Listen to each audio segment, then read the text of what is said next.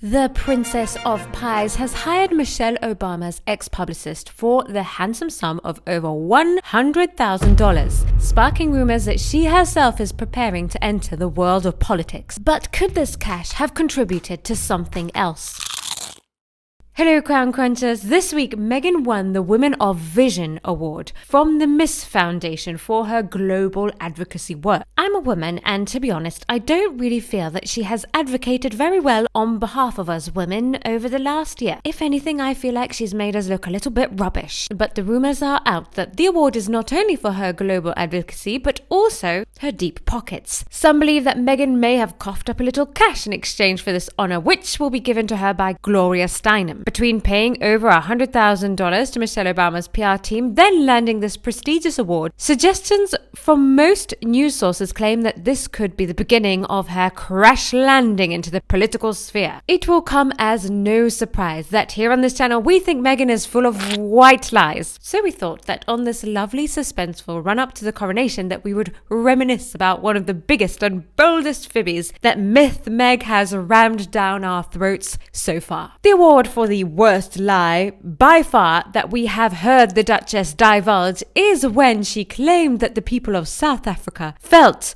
of her marriage into the royal family in the exact same way they had felt about Nelson Mandela being freed from prison after his 27-year stay. Yes, the very same Nelson Mandela who instigated the forward democratic change in South Africa, the winner of the Nobel Peace Prize, one of the bravest men in recent history. Meg Santos claimed that while she and Harry were at the London premiere of The Lion King, an African man, a South African man pulled her aside and gently whispered, in her own words, "I just need you to know, when you married into this family, we rejoiced in the streets the same we did when Nelson Mandela was freed from prison." Sure he did. This lie had the country first appalled, but then quite frankly in stitches, gleefully giggling as she had just bought herself a one-way ticket to the laughingstock. Did she really think that we would believe her? That a real-life person other than herself would compare her to South Africa's most progressive leader in history? Hey Meg's first rule of politics is don't compare yourself to the goats of the game, the greatest of all time. You are just setting yourself up for a historical letdown. In any case, this lie didn't linger long because the Daily Mail tracked down the alleged South African man at the Lion King premiere. Except there was a couple of differences with his version of the truth. You see, there was only one South African man in the Lion King movie, so he wasn't difficult to trace, but he has never even met Meghan and he couldn't give a toss about her marrying Prince Harry, nor could the rest of South Africa, according to him. Good detective work, Daily Mail. Maybe this is adding to why Harry is so mad at them. They've made her look like a fool, or you could say they just exposed one of her stonker lies. With these big porkies, there's no wonder she wants to dabble in the world of politics. You have to be somewhat loose with the truth to survive that business, and Meghan is looser than the jowls of my bloodhound. That's what I think. What's more important is what you think. Let's get to the comments.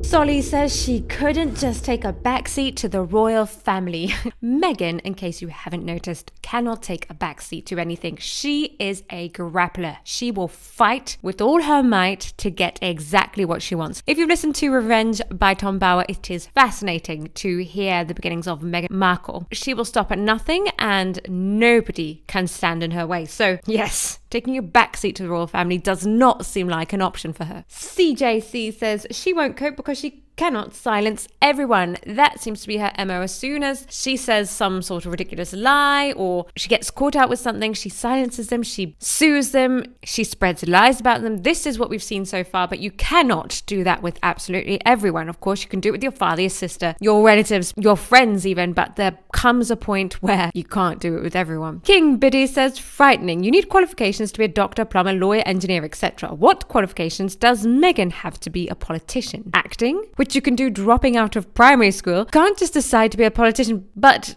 yes, you can. And we wonder why America is becoming a third world country. So sad. We have had some really interesting politicians recently.